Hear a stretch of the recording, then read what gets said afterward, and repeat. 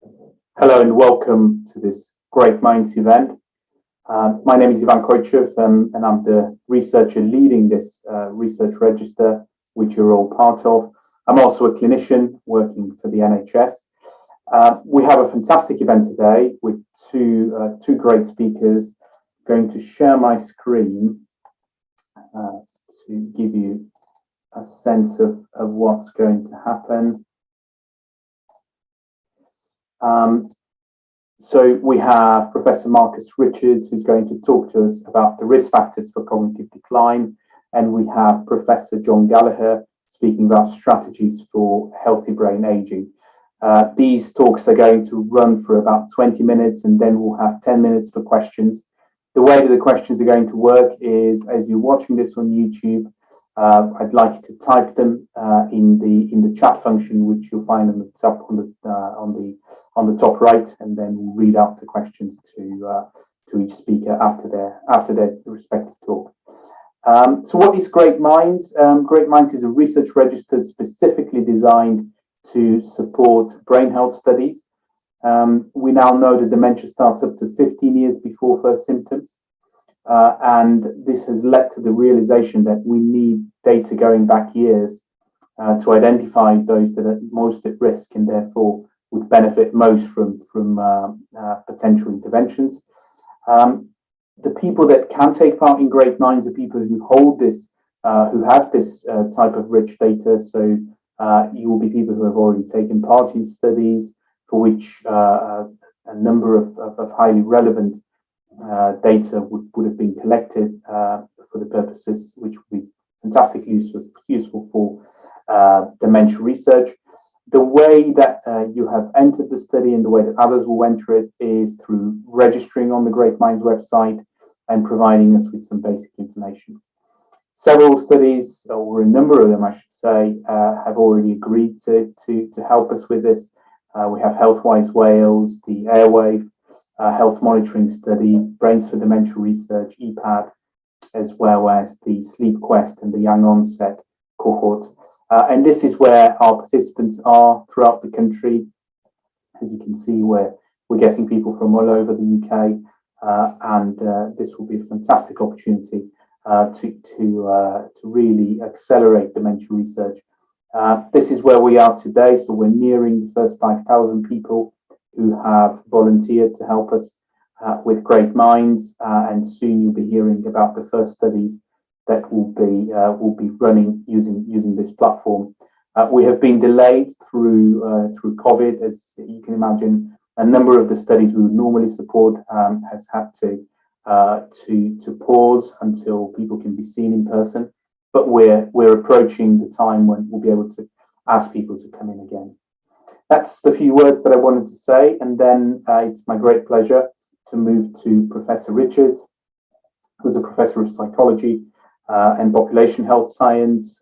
He leads a group at the UCL, that's University College London, that focuses on neurodegenerative disease, and he leads a centre on lifelong health and aging. So he's going to talk about the risk factors for cognitive decline. Marcus, I'll stop sharing so that you can start your slides.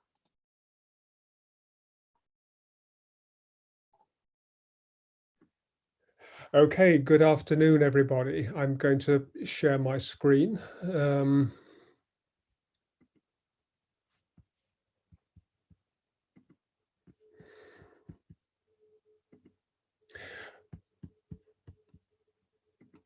Right, and so as Ivan said, I'm Marcus Richards, and the MRC, one of the main things that the MRC Unit for Lifelong Health and Aging does is to run the British 1946 birth cohort. This country is very rich in birth cohorts. These are people all over the country were born in exactly the same time, so they're precisely the same age and been followed up all their lives.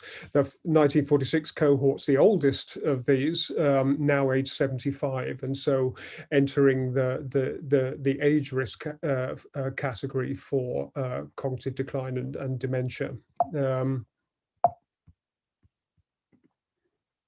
Okay, so an excellent place to start in thinking about life course determinants of cognitive impairment is with this Lancet Commission led by Jill Livingston, who's also at UCL Department of Psychiatry.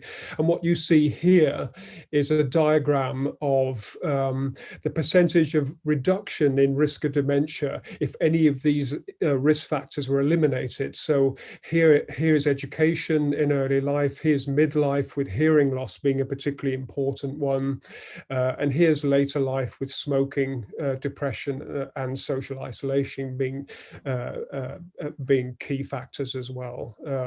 So let's dig a little bit deeper into this story, starting at the beginning with genetics.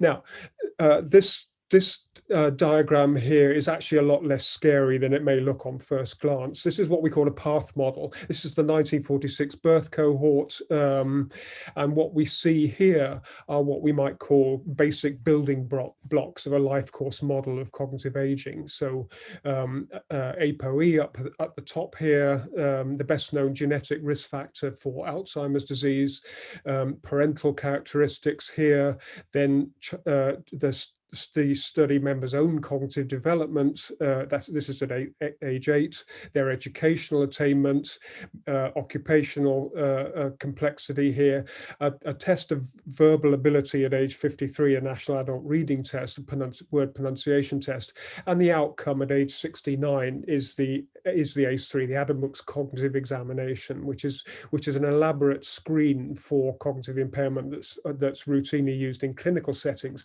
but can actually be used as a cognitive outcome in its own right. And these numbers here represent the strength of association between one variable and another. And you can read them simply like correlation coefficients.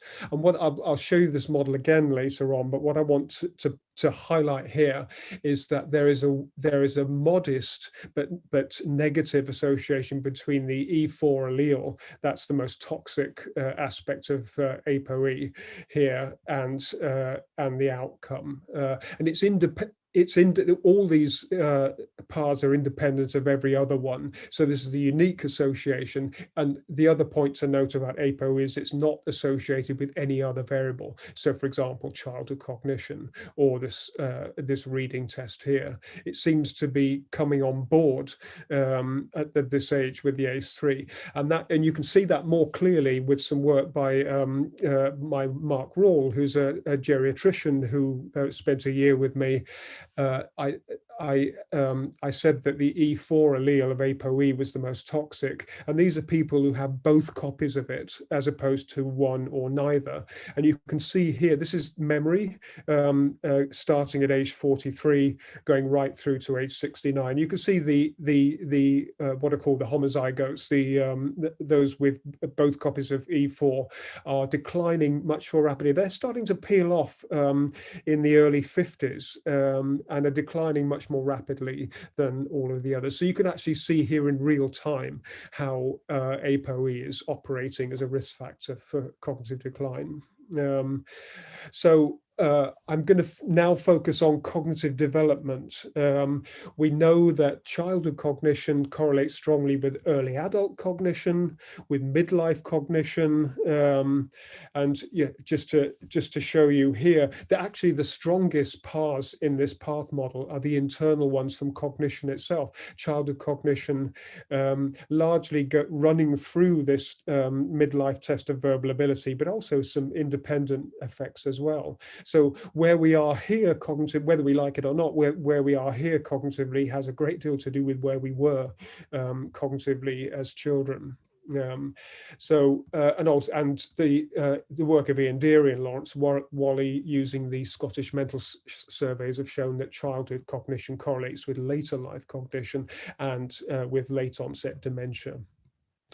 Okay, so that's cognitive development. What about education? Now we all know who Dominic Cummings is now, but he was a more shadowy figure back when he was special advisor to Michael Gove at Department of Education during the coalition government, and he revived this notion that education really isn't important. It's actually the potential that children already have and bring to the classroom that matters. It's sort of a variation on the old IQ determinism theme.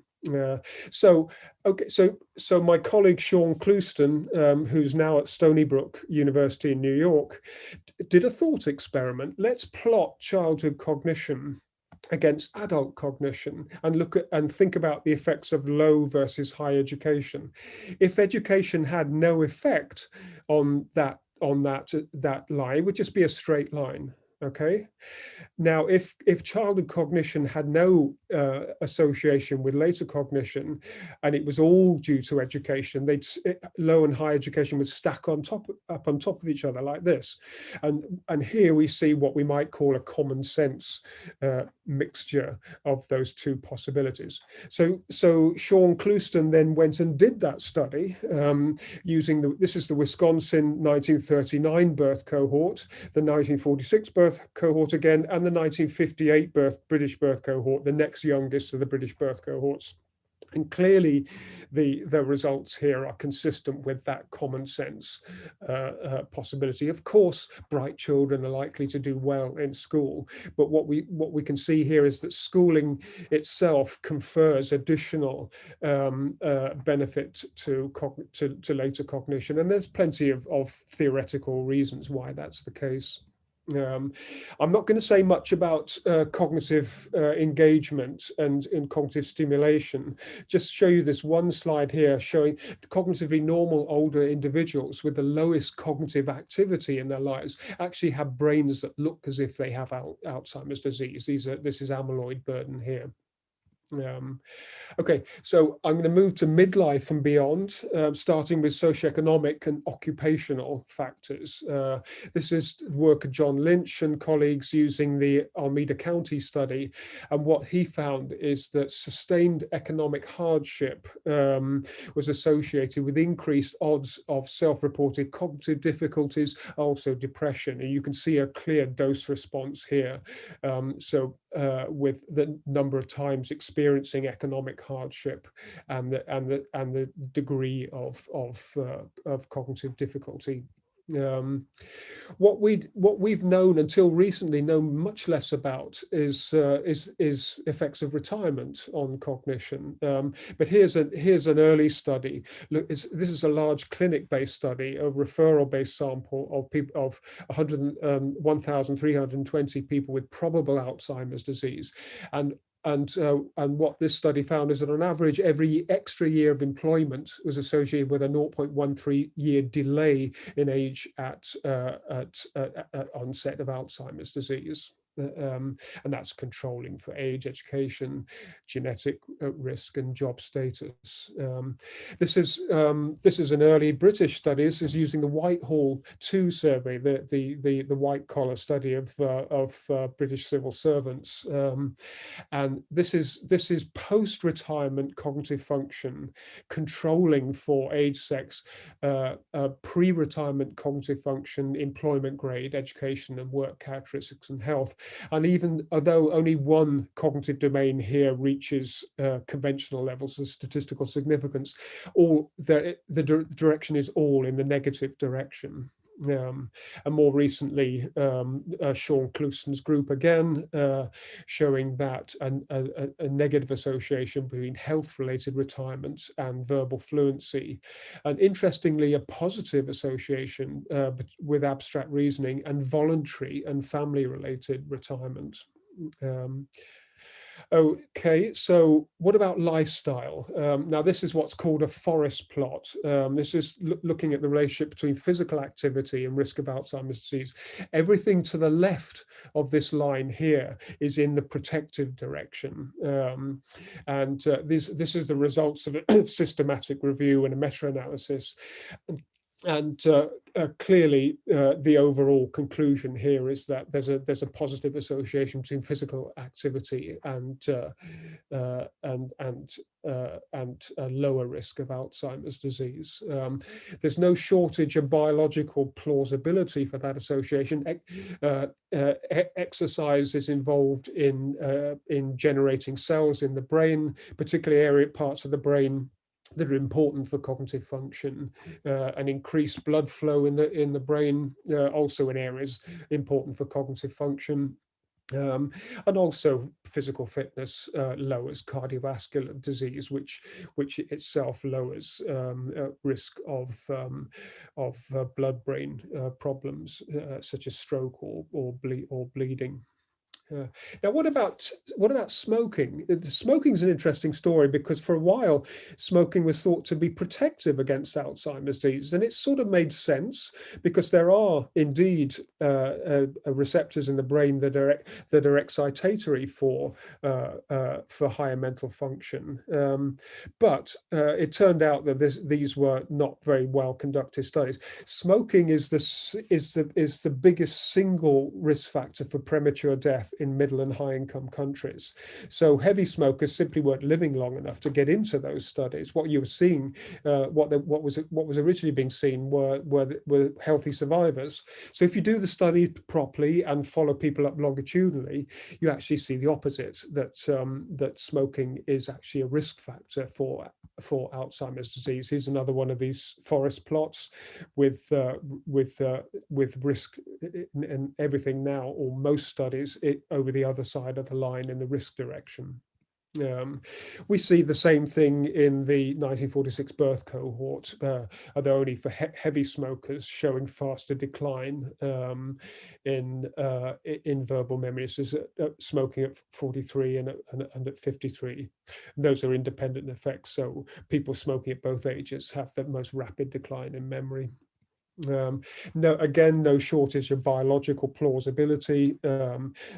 Smoking promotes oxidative stress, inflammation, atherosclerosis, and white matter damage to the brain, which encouragingly is actually reversible on cessation of smoking.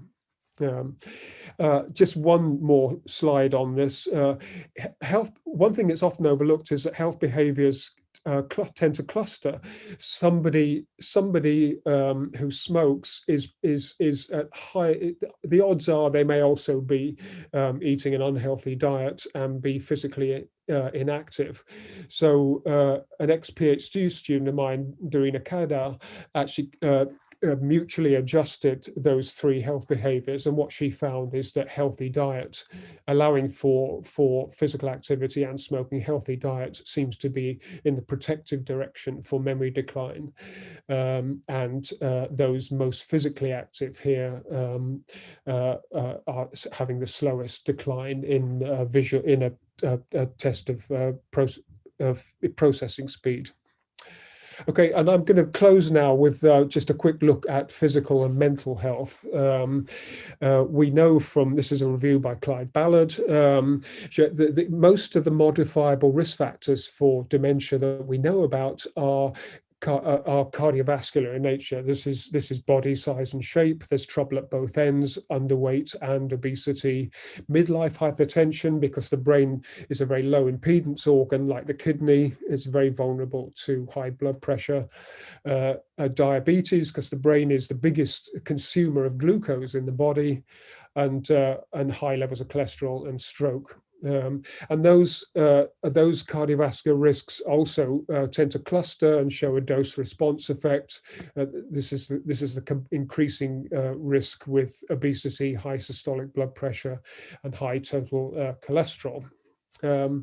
We've looked at this. The 1946 birth cohort has an embedded neuroimaging sub-study, and what this shows is that high and increasing midlife blood pressure is associated with white matter damage in the brain and with shrinkage in the brain here, atrophy, although no association with amyloid, one of the molecular pathological features of Alzheimer's disease.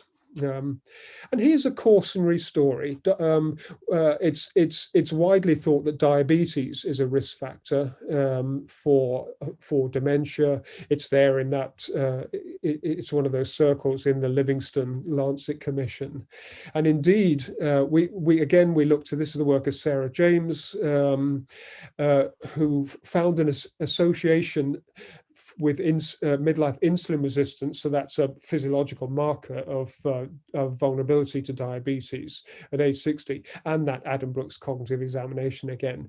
If you just look simply at that association, when she controlled for life course factors, particularly childhood socioeconomic position and parental, that is, and educational attainment, that association went away. That was attenuated.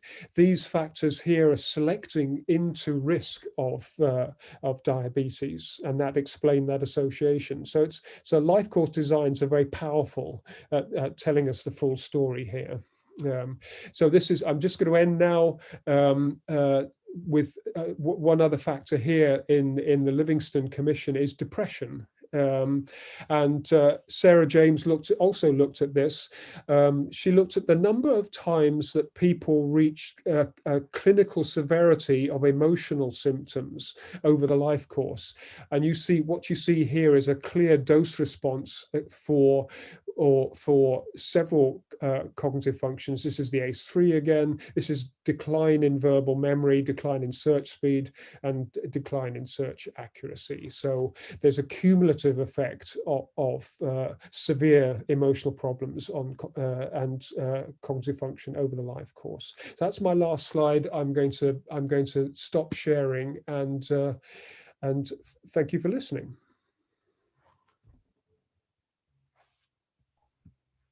Thank you very much. I hope you can hear me. Yep.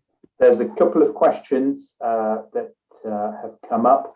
One is just, if you like, a broader view of what to do if you already have dementia. So we heard about all of these things which are helpful perhaps to prevent cognitive decline, even though I think we can argue about whether there's good enough data showing that if you change at a certain point in your life, these risk factors, you can impact your risk. But what about people who already have dementia or have cognitive impairment? What could they do to lower their risk of further progression or rate of progression, if you like?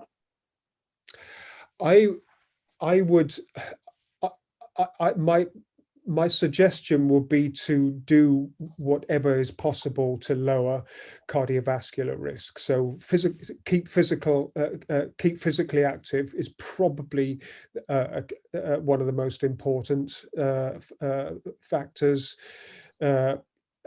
Healthy diet. It's the relationship between diet and Alzheimer's has been a bit controversial, but certainly eating an energy-dense, nutrient-poor diet is not going to help. So keeping body weight to within reasonable limits. So certainly trying to avoid overweight, but also some interesting cardiovascular risk factors actually flip in the opposite direction as we get older. So where high blood pressure in midlife seems to be dangerous, actually low blood pressure in later life, and the same seems to be true of body weight. So where obesity in midlife seems to be dangerous, underweight in later life is also associated with poor outcomes. So those I think are the most important things we can still have some control over, even when we in the early stages of Alzheimer's disease. I think the other most important thing is to maintain contact with clinical services, and also to think about life planning. Advanced directives are important. On the point of preventing cognitive decline, a question I get posed quite regularly in clinic is whether people who have a cognitive impairment could improve through essentially engaging their mind. Usually they're asking, if you do crosswords or the like, so cognitive stimulation in any way. What's your view on this? Where are we at with the evidence for this? This has been a bit of a controversial area. There's if you might remember that Nicole Kidman perhaps unwisely lent her Hollywood imprimatur to the Nintendo game. I can't remember what it's called now. It was some sort of smartphone implemented game. And there's some the certainly if you can train someone on a specific cognitive task, the question is whether those games, I mean, if you do enough Sudoku, yes, you'll get very good at doing Sudoku. The crucial question is whether that gain will transfer more general to more general cognitive activities, and there the jury's out. My old colleague Yakov Stern at Columbia University in New York designed a computer game called Space Fortress, which is carefully designed to challenge executive functions, so attention and multitasking, and he did find some evidence of transfer effects that you train people up on this task, they actually then performance on different tasks that also improves. But it's a bit of a controversial area. But again, I certainly would not want to discourage anyone from engaging in any sort of cognitive stimulation and cognitive training. That's great. Your data on APOE raised a couple of questions.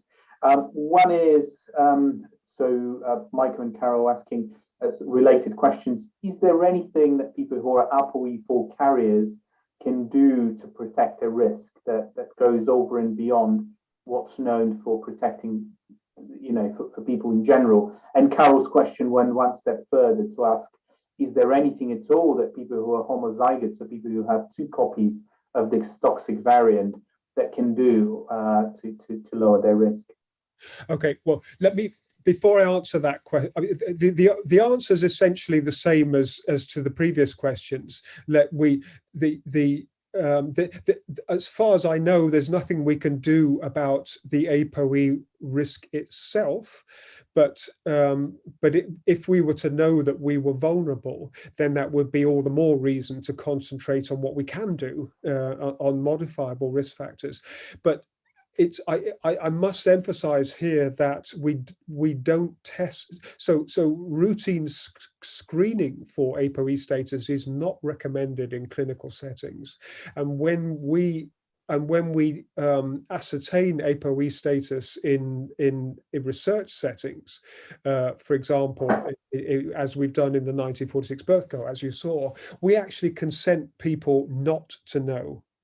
We deliberately don't tell them because it's going to cause a great deal of anxiety. Mm.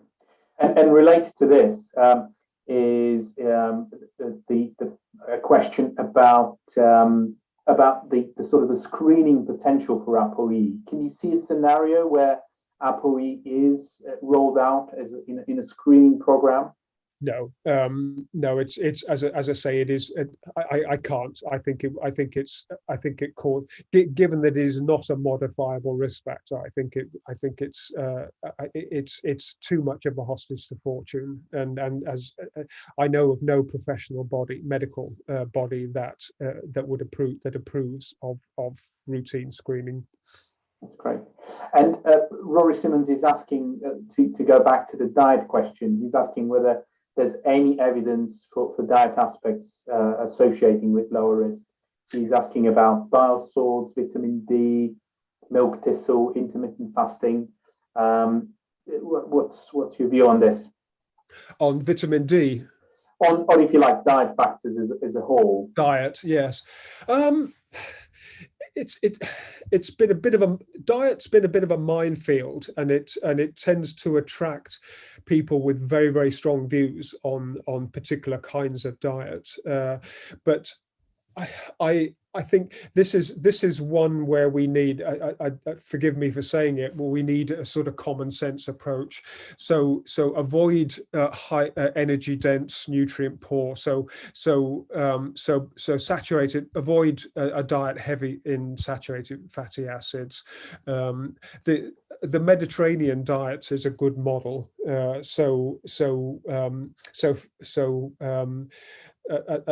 diet high in unsaturated fatty acids, so omega-3s, for example, in fresh fruit and vegetables for a balanced intake of vitamins and minerals. But there's no, so it's fairly humdrum sort of common sense approach here. There's no magic bullet with diet. Certainly there's no recommendation for anyone to start taking supplements. All you're doing all we're doing is paying our pharmacist here, and in any case, supplements are not. No two people absorb supplements in the same way. That's great. So we've got two more questions in the chat. One is about the value. So Trevor is saying, Trevor is saying that if you are experiencing dementia symptoms, is there any value to going to your GP and asking for an APOE4 test to determine whether the cause is Alzheimer's? No, but there's certainly value in going to see your GP, because what the GP is able to do is arrange a referral to a specialist for a proper investigation. So that would involve taking a careful history, and like all areas of medicine, the bulk of diagnosis is in history taking, and might involve a brain scan, if only to rule out treatable things like a tumor or a stroke, and careful neuropsychological testing to get a good cognitive profile. So, but none of that would involve APOE. This would be a much more global investigation, leading towards a diagnosis. Chris Brunton has a question about the link with epilepsy. I think he's drawing on personal experiences about being newly diagnosed with epilepsy, and perhaps there was a suggestion of a potential memory decline, but he's saying that he's not experiencing this. But if you like, there is a broader issue around new onset epilepsy, new onset seizures, and the subsequent risk of dementia. What would you say to that? It's not an area I know very well. I do have a colleague at UCL who's very, very interested in this.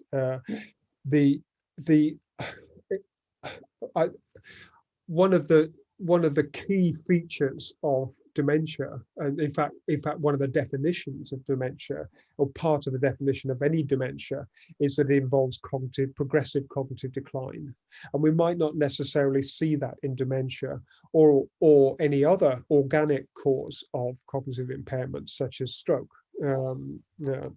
So for a start, it would be very important to assess whether someone is progressing or whether they're impaired, but sort of moving along a fairly level trajectory. Fantastic. Thank you very much, Marcus. That's been a great chat. So we'll move on to John's talk, which will touch on some of the topics we talked about. Thank you very much. So next up, we have John Gallagher, who is a professor of cognitive health at the University of Oxford, and he is the lead for the Dementias Platform UK programme, which Great Minds is part of. He's going to speak more about Dementias Platform UK, but in short, it is the biggest repository for cohort data directly relevant to dementia research, which we're using to accelerate the search for new treatments. John, over to you. Okay, Ivan, thank you very much indeed. And thank you all for being willing to join us and listen to what we have to say. I must say that Marcus is a hard act to follow, but I'm going to do my very best. Okay, let's share the screen.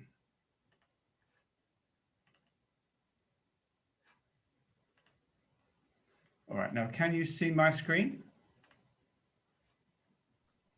Not yet, John. Okay, it should be coming up any minute.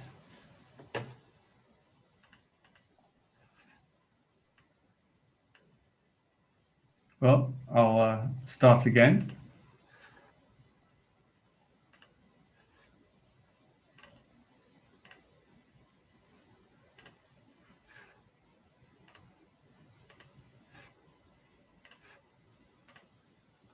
Right, are we there yet? Yep, so just going to full screen. Wonderful. Okay, so it's just going on to presentation mode. Good. Okay, so again, thank you all very much for your time. If I was to, what I'd like to do really is to pick up where Marcus left off, which is looking at the modifiable risk factors for dementia. And in one sense, as I said, Marcus is a very hard act to follow. So you can really, I think this is quite consistent with Marcus's talk. Exercise is beneficial, so do more. Smoking is harmful, stop. Alcohol, there's mixed evidence, but the evidence really is you should drink less. If you are overweight, then change your diet to try and address that. From the cognitive health point of view, there's the use it or lose it idea. And I think this is a good way of looking at it, because in one sense, it bypasses the tricky questions of causality and transference. What we don't know is if you're using it, does that really slow progression of the neurodegeneration, or does it just increase the efficiency of your software, of your neural connections? But frankly, practically speaking, it doesn't matter. If you enjoy doing Sudoku, if you enjoy crosswords, if you enjoy puzzles, games, or whatever, then it adds to your quality of life by doing them. I think what I'd really like to focus on today is being happy. This has greater depth than you might realize, but the point is that if we want to change these behaviors, the exercise to cognitive health, it's much easier to do it from a point of view of good well-being. And it's much more difficult to do it if you're feeling depressed or socially isolated or whatever. So what I'd like to do is to give you some tools for living and see what you think of them. So let's just look about happiness or subjective well-being. Let's hit some of these myths, shall we? Many people think that happiness is illusory because it can't be defined. Well, we all know when we're not happy, so I think we can put that to bed. Some people think it comes from intense, rare, happy moments. They organize their lives to achieve these moments of intensity. Well, there's nothing wrong with an intense, rare, happy moment. Personally, I would find too many of them quite exhausting. What I quite like is, if you don't want me being personal for a moment, is in the morning, my wife might put her arm around me, but as we're waking up and before we have our morning tea. To me, that's really nice. I'm very happy. It's not terribly intense. It's not very rare, but it's really nice. Another myth is I will be happy if I'm beautiful, rich, and thin, and people sometimes call this the Hollywood myth. The problem with this is that Los Angeles is said to be the loneliest town, loneliest city on the planet. And most of us know that this is just not true. But we'd be surprised how much it conditions our behavior and our thinking about our own body image and our own self-esteem. A fourth myth is that the right circumstances will cause me to be happy. Well, of course they will, but the problem is they change. So to base your life on the right circumstances is really a recipe for disappointment. A fifth myth, I think, is happiness is different for everybody. Well, of course, there is variation. The things that I enjoy may not be the things that you enjoy. But the experienced happiness and the basic principles underlying who we are and what we do and how we spend our time and the emotional reward that we get are very similar, as we shall see shortly. Most people are unhappy. No, it's not true. Actually, most people are happy. Men are happier than women. Well, actually, I think this is really not true. And you know, if you're married to a grumpy 55 to 65-year-old male, you will agree that men are, by and large, not happier than women. Happy people have no problems. Well, this is completely untrue. The issue is that happy people, by and large, address their problems in a successful way. If I get my life right, I will be happy ever after. Well, again, here, this is another version of myth number 4. It's a rather long-standing forlorn hope, in my view. And then we have the last one: happiness is not a good thing. Well, I hope none of you are that cynical about life that you would believe that. So let's look at tools for living, and we're going to understand our emotions here. So the first habit of a happy person is don't stay unhappy for long. But what this requires is understanding yourself. And you'd be surprised how many of us really are not very good at understanding our emotions. For example, anger. Now, if we were in a big meeting, you know, if all of you were in a lecture theatre or a meeting room and I asked you about anger, and I would say typically, okay, what do you think anger is? And I would get various responses: frustration, being cross. And these would be really expressions of the same emotion. They wouldn't be expressing an understanding of what's going on. Basically, anger occurs when you feel that you have been wronged, when something wrong has happened to you. And the problem with that is there are only 2 ways of addressing it. Either you get justice or you forgive. And if you don't do either of those, you're carrying that anger around for totally pointlessly for a substantial amount of time. So about 18 months ago, I was knocked over on my bike. I was coming down a hill. I confess I was traveling at speed. I was late for a meeting. I was coming down a hill. Car pulls out, hadn't seen me. I go across the bonnet, etc., etc., etc. And it transpires that the driver was not insured. Now, I am mad. I have to tell you, I am absolutely mad. But what do? Do I take the guy to court? You know, what's that going to achieve? Do I simmer on it for months and months and months? Well, I must confess I did simmer on it for a number of months. But at the end of the day, you forgive him, you know? Okay, there we are. I'm not going to hold it against you. And at that point, the whole context changed. My whole feeling about the incident changed. Sadness.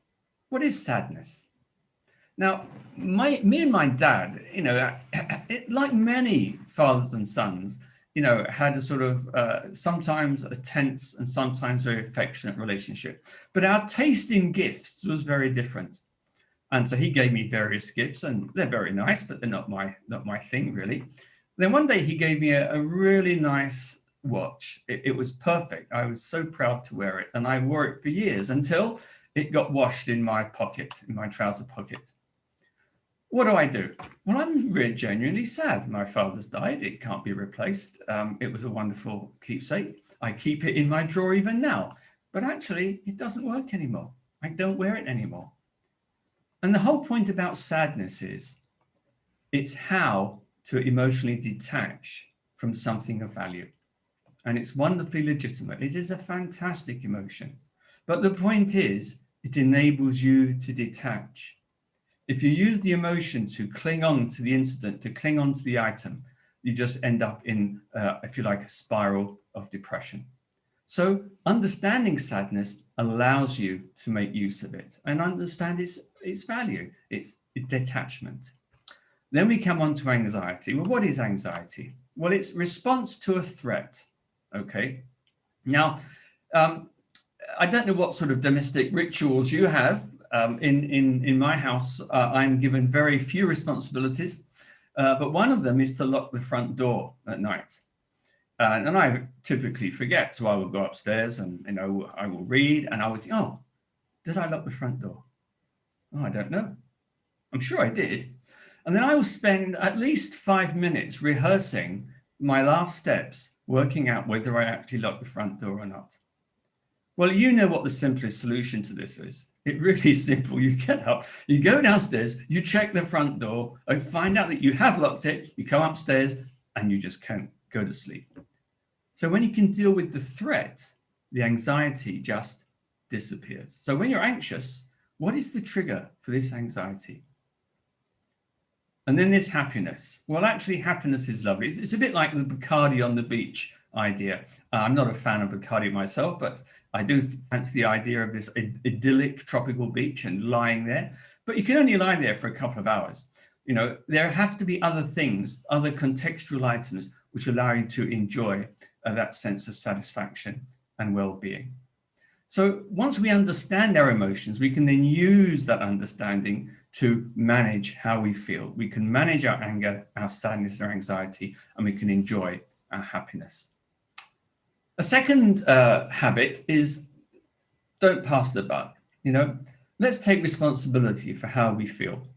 To an extent, clinical issues notwithstanding, I must say, but to clinical issues apart, happiness is to a large extent a choice. And we must take account for our thoughts, feelings, and actions. Let me give you an example.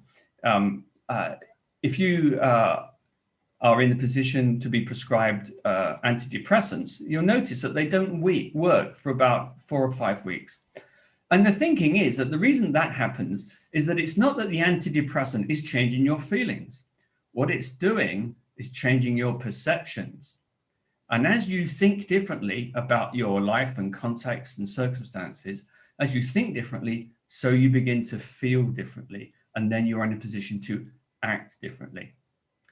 Some of you will live in the Cardiff area. I lived in Cardiff for many years, and there's this very busy road called Albany Road.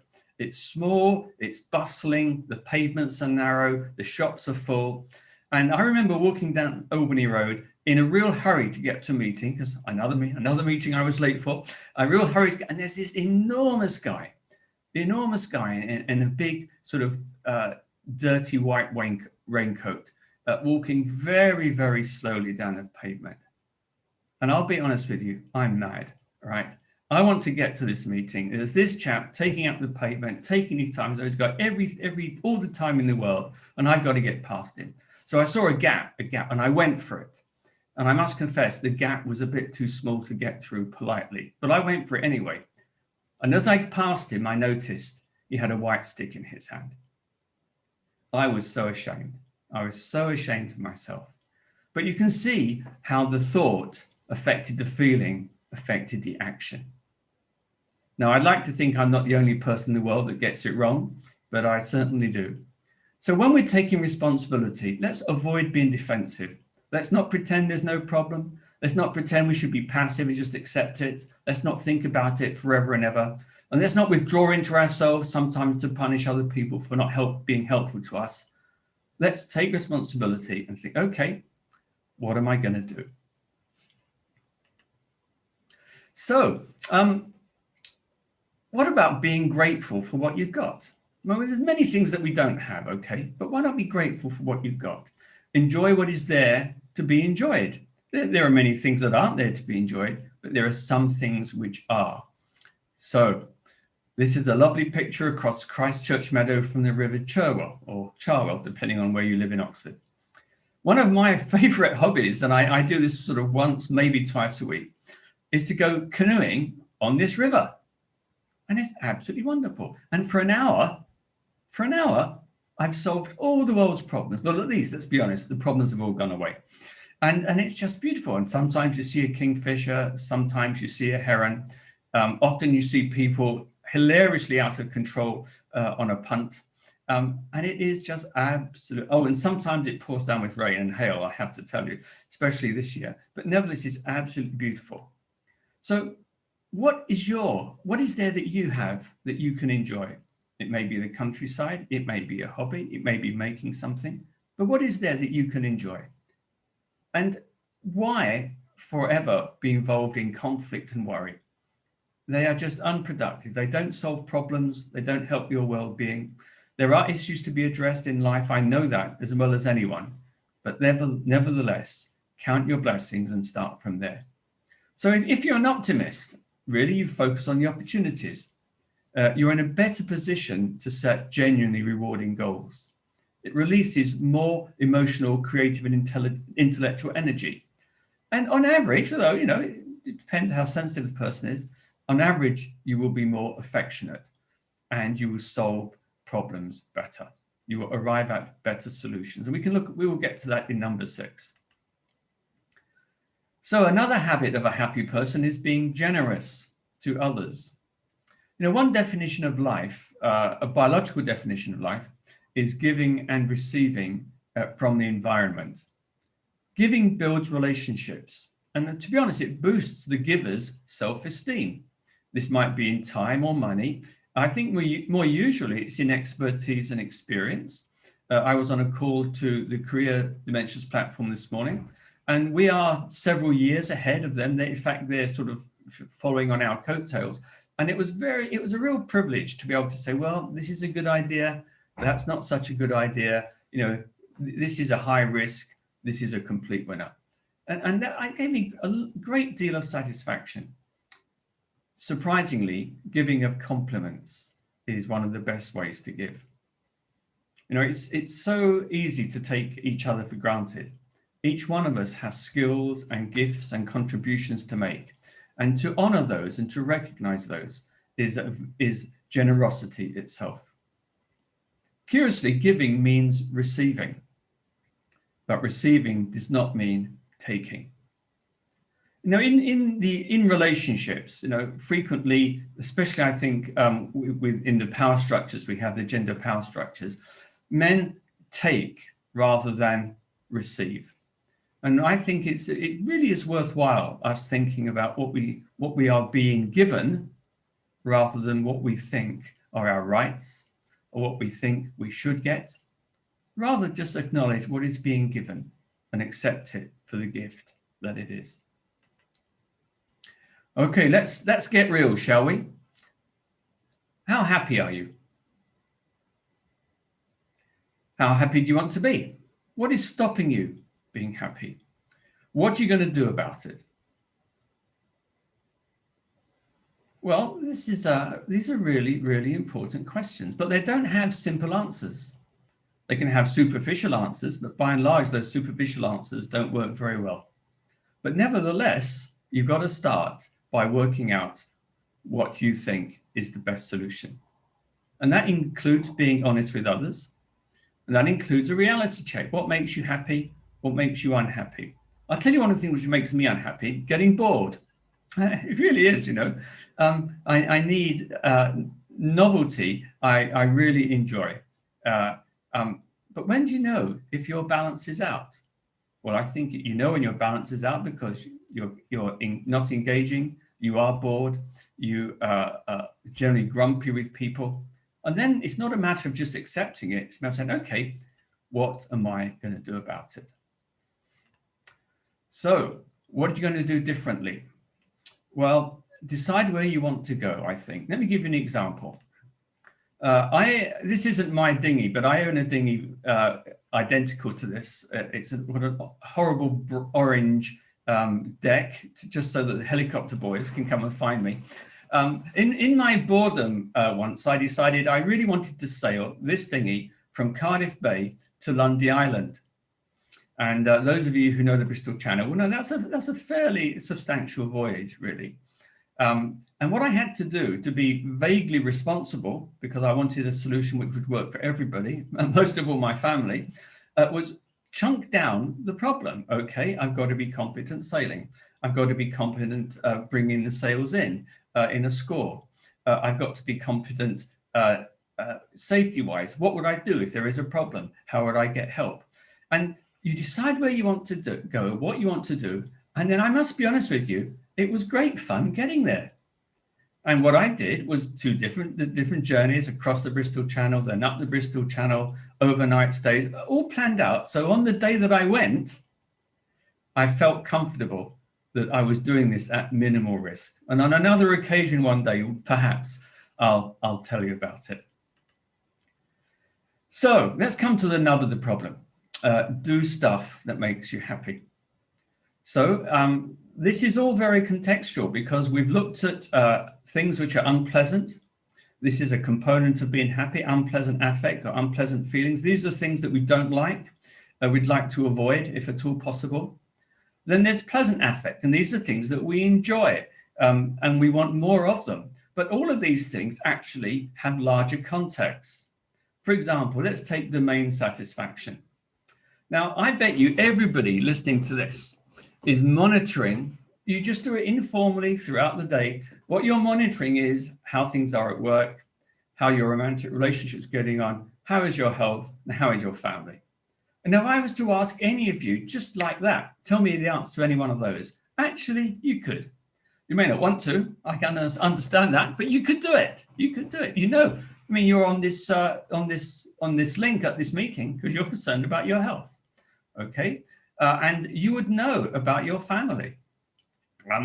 But even that has a bigger context.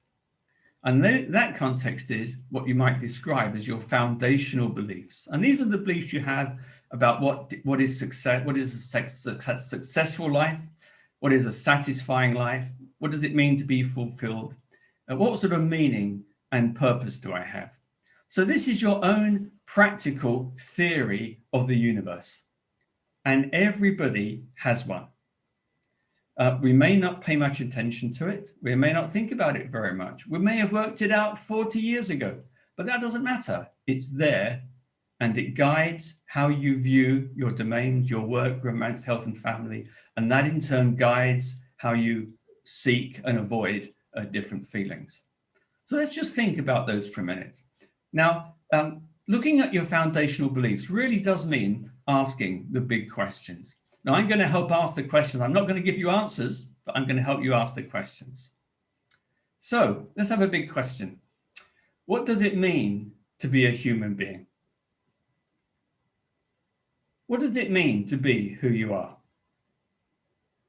One of my sons is a neonatologist, currently in Cardiff, actually, and he works at what's called SCBU, the special care baby unit.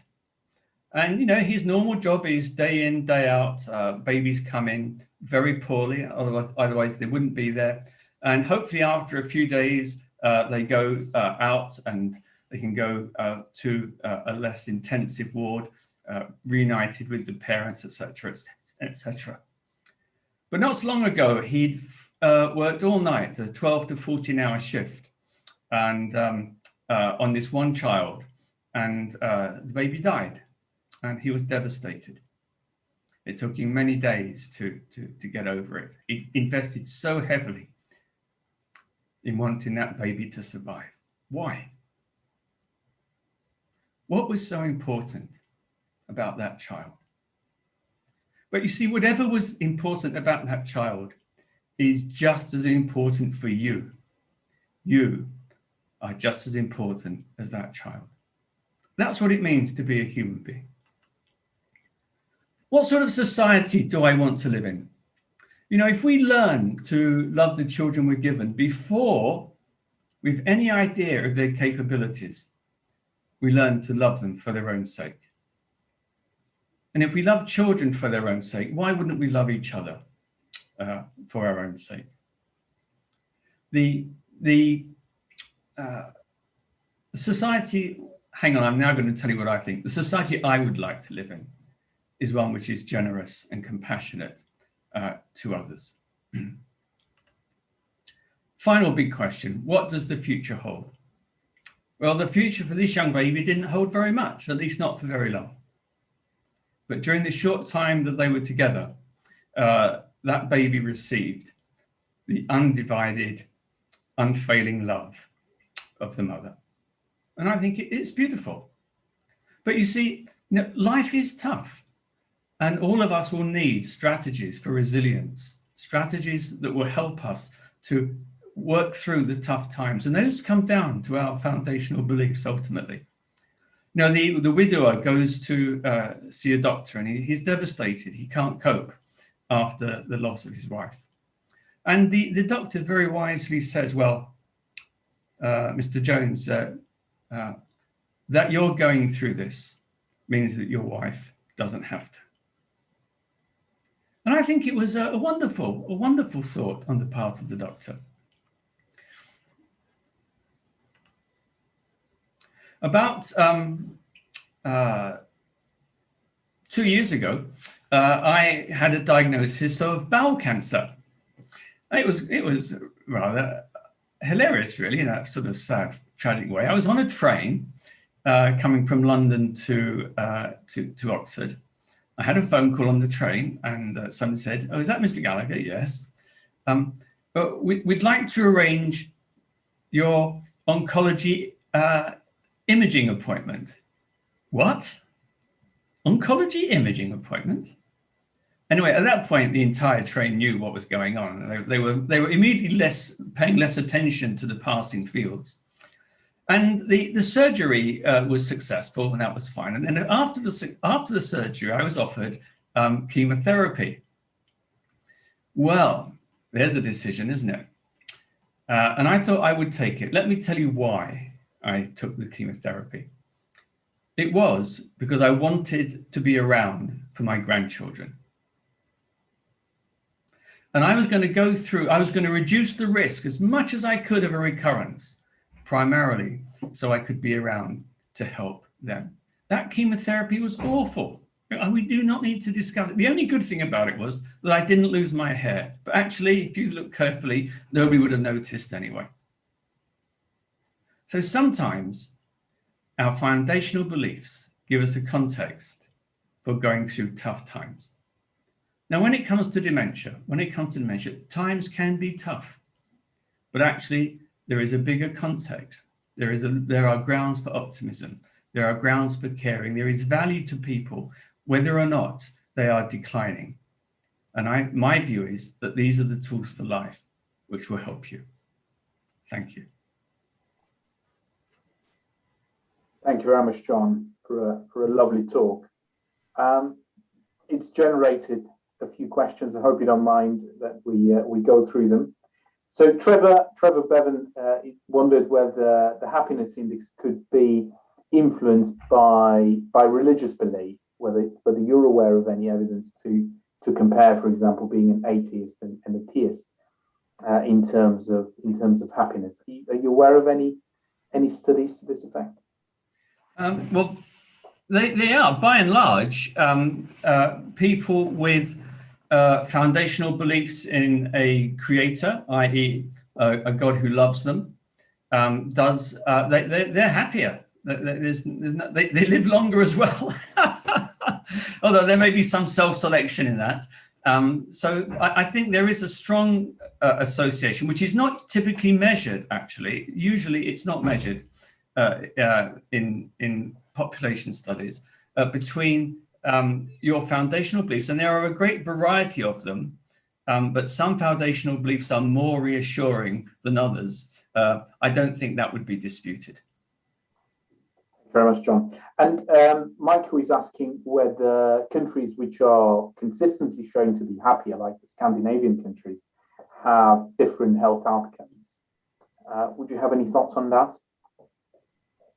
I think that is very, very difficult to answer, with any sense of conviction, because it's not just a matter of happiness in Scandinavia.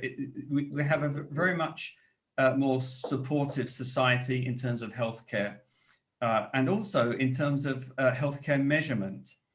So to make comparisons across countries at that level is a fool's errand, really, if you're trying to be rigorous about it. Thank you. And Simon Tonkin has a question whether learning a new language or learning a new instrument, if you want to play a new musical instrument, whether that has an impact on cognitive strategies, on cognitive decline. Yeah, so I don't think we know, but I think it's a matter of the use it or lose it. My musical strategy is to pretend to play the guitar. I call it thrash guitar because no matter what tune I'm playing, it comes out at the same tempo with the same mistakes. But the point is, it gives me pleasure. It gives me pleasure and it engages me. And I think that is reward enough.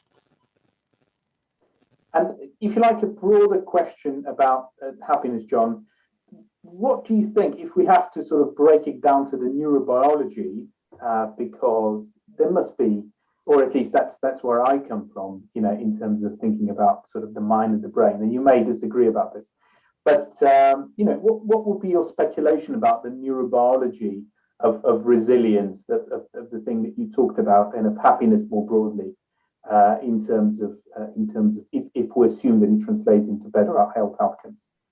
Talk us through mechanisms. I love it. So I would say to you, Ivan, talk me through purpose.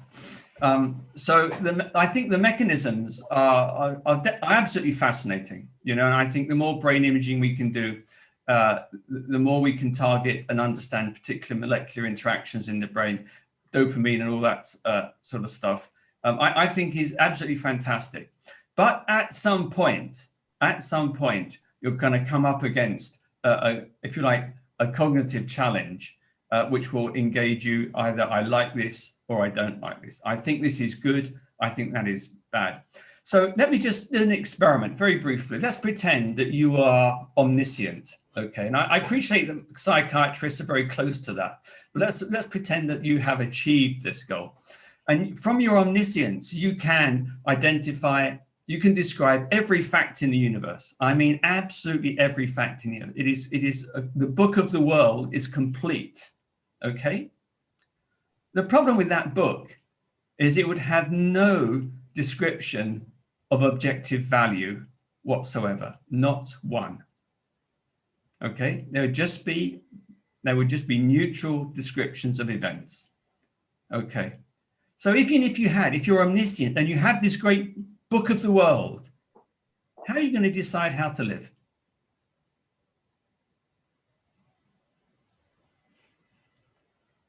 Is it a rhetorical question, John? Or I know I've been asking people this for years, you know, and I've never had an answer. So there we are. If you can, it would be absolutely wonderful. I'll need to have another think about this, and I guess, you know, just turning things on their head, because obviously, you know, there was, as you were saying, you were arguing very strongly that people who do not hold grudges, you know, the implication was that they do better. So, but by extension, does that mean that people who have worse health outcomes, you know, are guilty of not being happy enough, as it were? Isn't that a great way of putting it? I think we're not talking about guilt here, okay? In any shape, sense, or form. And one other solution is not just forgiveness, it's getting justice. And frankly, justice is required and ought to occur. What doesn't work is carrying around bitterness. It just it doesn't help you. It's not positive, it's not productive. So I'm arguing that people should try and resolve the situations as best they can rather than carry around bitterness. And I will accept there are some of life circumstances which do not resolve straightforwardly for many years. I do accept that. A question from Linda. What do you think the long-term effects of COVID-19 would be on happiness? I think by and large, it shuts down society and that will increase social isolation. And that will remove a lot of opportunity for many of our life strategies. Obviously, it can remove some opportunities for poor life strategies, but I think more importantly, it removes opportunities for constructive life strategies. So the sooner we get back into a reasonable sense of society, the better. Great. Okay, fantastic. Thank you very much, John. Excellent feedback on both talks. To close off, Simon Tonkin has a question about where can we find out more about these events. Simon, these are held every 6 months, and we release the schedule. We release each event individually, and people who are on the Great Minds website, on the Great Minds register, do get these emails. I'd like to thank both John and Marcus for their excellent talk. I'd like to thank you for being with us for this hour. I hope it's been useful. We will send you a quick survey at the end of today just to see how you found it. to see whether there's any way in which we can improve and make it more useful for you. But in the meantime, thank you very much for joining us, and until next time, bye.